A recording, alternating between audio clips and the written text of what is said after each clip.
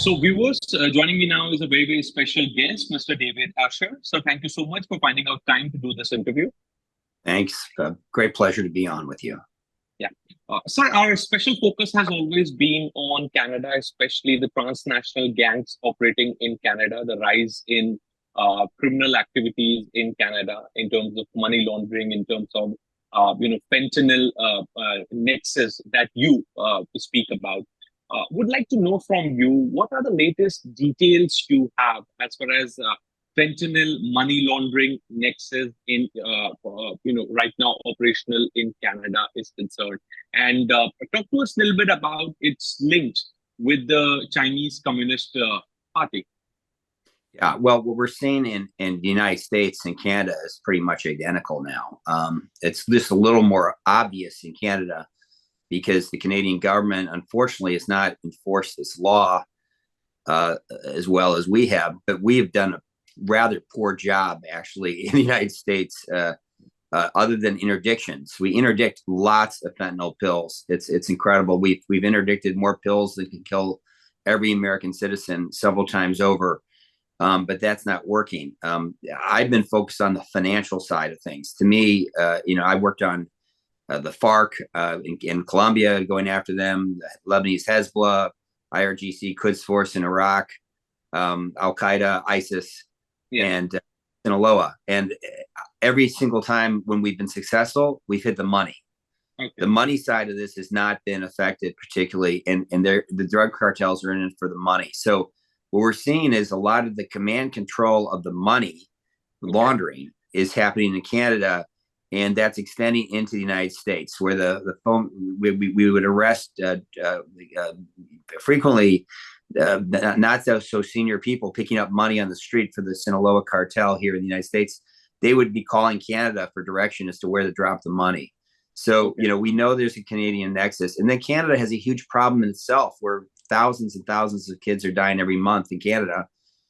So we have a sort of what we call a reverse opium war. That's what's happening right now. And it's become the biggest national security issue in the United States, at least from a homeland security standpoint, frankly. It's a type of narco-terrorism. Okay. So do you think that the Trudeau government has failed in handling this narco money laundering nexus going on in Canada? Totally failed, and I think they've been co-opted.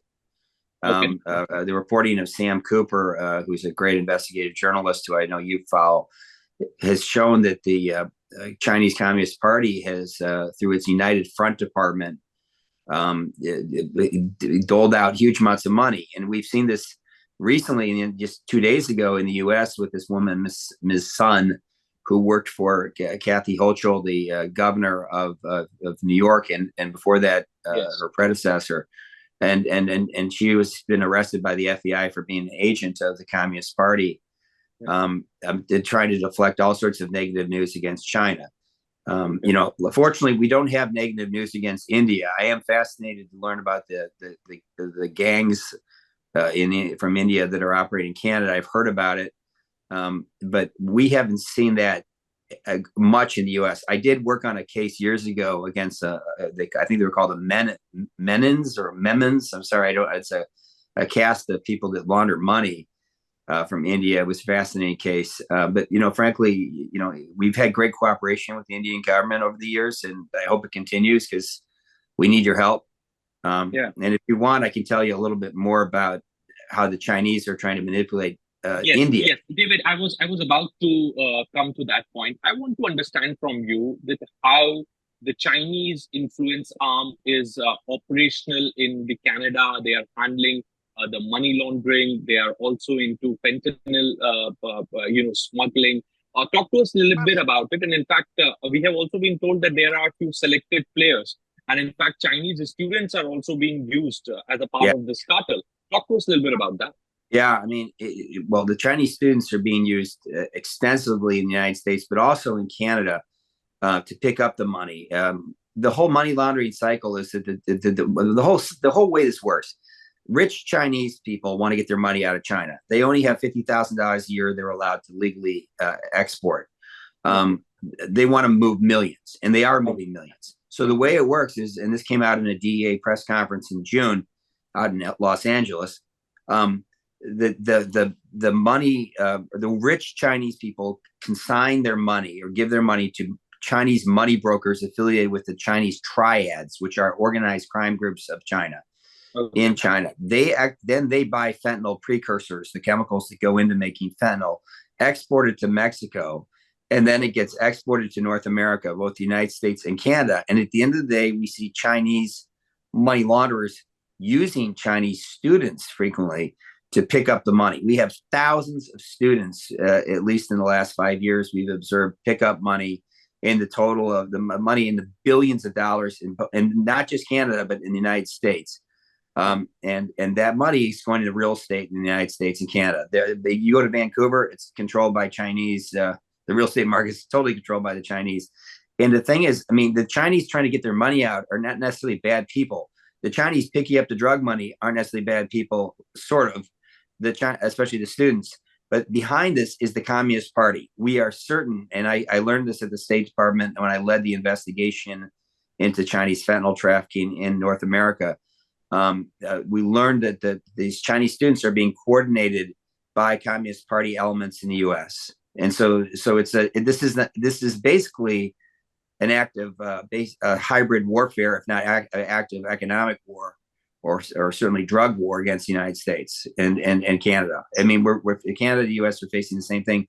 Unfortunately, Trudeau has not been responsive, and he seems to be in the pocket of Chinese officials. Okay, that's a big claim you're making. Okay.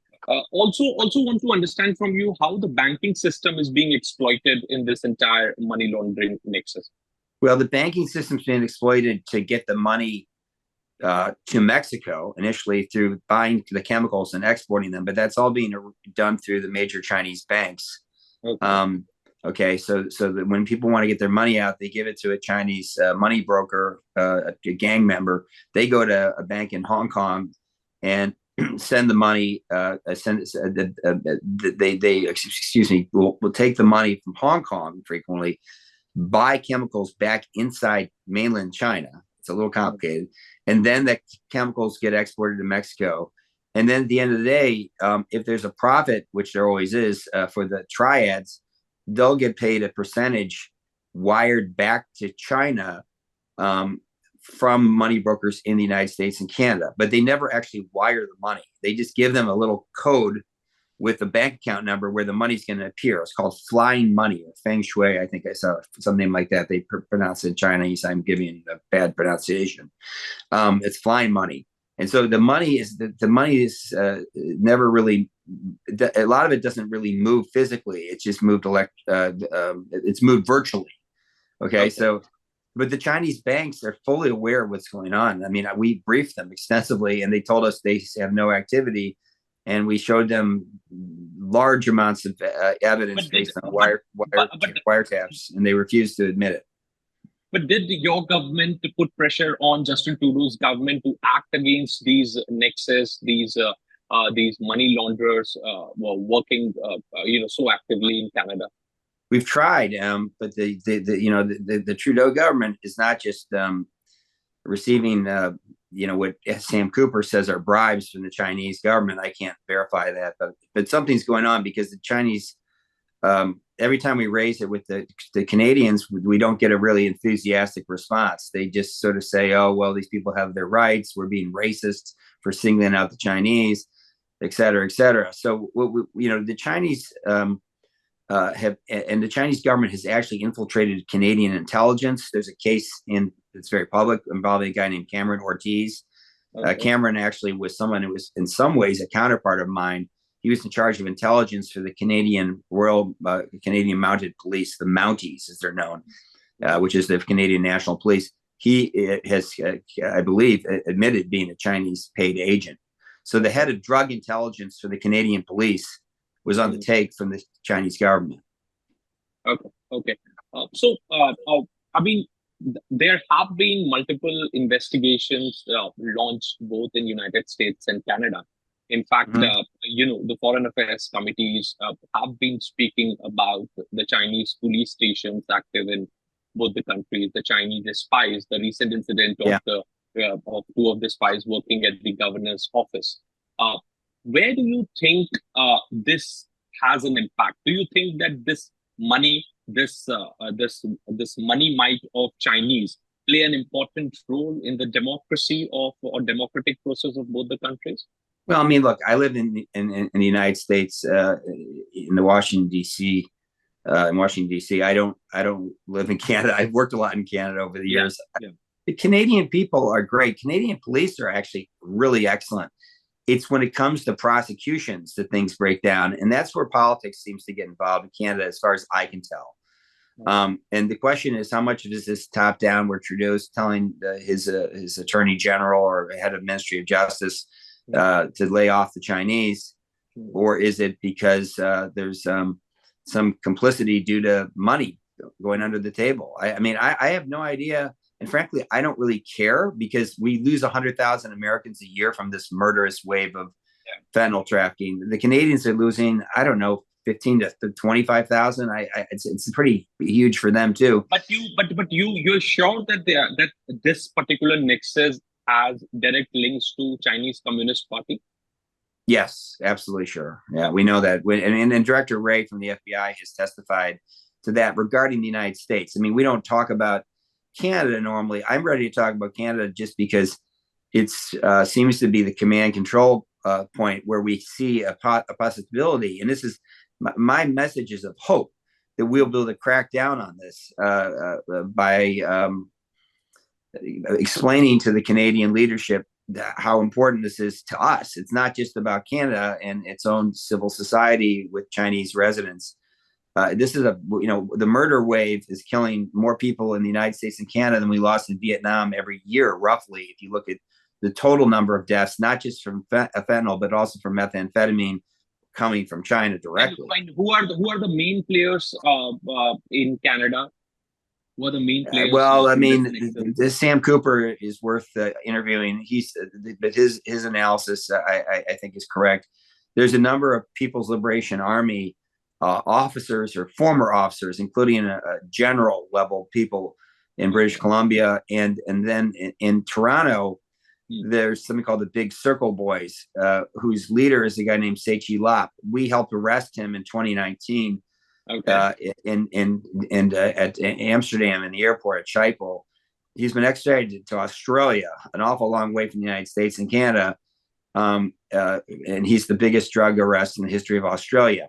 But the reality is he was controlling something on the level of, according to certain reporters, 19 to 20 billion dollars a year in profits from drug money. Okay, he's the biggest. He's bigger. He's a bigger drug trafficker than Chapo Guzman. Okay, I mean, I helped arrest Chapo Guzman, at least in the background. I helped with the financial investigation. Yeah. So the question is, why did we extradite him to Australia? Why is he in the United States? I don't know. If you're interested, I can tell you a little bit real quickly about how the Chinese are using India. Your viewers might find it interesting. There's, if you like, well, basically, this is how much the Chinese hate India. I think we've noticed recently in just publicly available trade data. Okay, that it's stuff that I can even share with you. I think the Chinese drug trafficking organizations shipping drugs to Mexico seem to be invoicing them as if they're coming from India, but they're not. They're coming from China, but they're using Indian companies as a front. So I don't even know if because obviously India makes a lot of very legitimate precursors that could go into fentanyl, because they go into all sorts of legal drugs. I mean, fentanyl is unfortunately made by a lot of drugs that people use all the time for medical purposes. Yeah. The Indian government has cracked down substantially. Chinese haven't, but we suddenly noticed recently that the Chinese seem to be using Indian companies as a front in the manifest. So when the chemicals are exported, they look like they're coming from India to Mexico, but they're actually not. They're just using the names of these Indian companies. So, I mean, this is what the Chinese would call information warfare. I mean, they're trying to make it look like you're guilty in India when you're not. I mean, there are some Indian companies which are guilty, but not, that we overall, it's actually not, it's nothing compared to China. And your government's way more cooperative, and we're very grateful. But the Chinese seem to be trying to set you up. I mean, I mean, this is the lengths to which the Chinese government will go to try to sow dissent, not just by narco warfare, killing hundreds of thousands of people, but by actually trying to point the blame at another country. I mean, it's crazy. Yeah. Also, I would like to know, David, that there is a growing concern in India regarding the separatist movement going on in Canada. If you are aware about it, the Khalistan movement, and the Justin Trudeau's government support that movement, endorse that movement. There has not been action being taken against them. These groups openly issue threats against Indian politicians and to kill them. But despite all this, there has not been any action by Justin Trudeau's government against such groups. Do you think that these groups are also mushrooming with the help of this laundered money into Canada? Do you think that these groups also have links with these Chinese nexus? Oh yes, I mean at some level. I mean they are, but the biggest thing is it's a group. The group that is most on my radar screen is called Samadun. Samadun is based in Canada, so it's sort of not surprising. It's run by a member of the PFLP, the Palestine Front for the Popular Front for Liberation of Palestine, PFLP. I'm sorry. His last name's Barakat. He apparently lives most of the time in Lebanon, but he's running with his wife or girlfriend, Charlotte Kent is, I believe, her name. This huge network of student protesters all over North America. So they're seeing it up in Canada, McGill, and out at universities in British Columbia. I mean, we see it at every major university in the United States, but they are starting to do things like personally threaten politicians. I had no idea they were threatening politicians even as far away as India. But, it's just this whole thing is so basically the Chinese are out to use their United Front work department, which is basically involved in covert action as part of the Communist Party's official, rules and hierarchy. It was part of the founding of the Communist Party itself by, when it started. The United Front Department goes about sowing dissent and uses intermediaries. And I don't know the details about their use of PFLP and Samadun, which is the student affiliate. But I wouldn't be surprised. They're trying to use any enemy of ours, and I say ours collectively, U.S. and India together, and Canada. We're all allies and friends, and we're basically being exploited. So the Palestinian thing, the Chinese have made it clear they support the Palestinians as if they have any reason to be involved in Middle East affairs. I mean, but do they also support the movement against India, the separatist movement against? I don't know. I don't know. I can't tell you. I mean, I have no idea. But I mean, obviously, you've got some significant separatist issues you've had for many decades, obviously, and you lost, several of your leaders, heads of state, have been assassinated. Particularly the Gandhi family. And I don't know. I just don't know. But I mean, it's totally in line with China's doctrine. So we should keep our eyes open and look around for this. Okay. Thank you so much, David. Thank you so much for finding out time. I know you are a very, very busy person. Thank you so much for shedding light and for explaining to us that how this Chinese network actually works in Canada. Thank you so much. All the best. Take care. Thank you.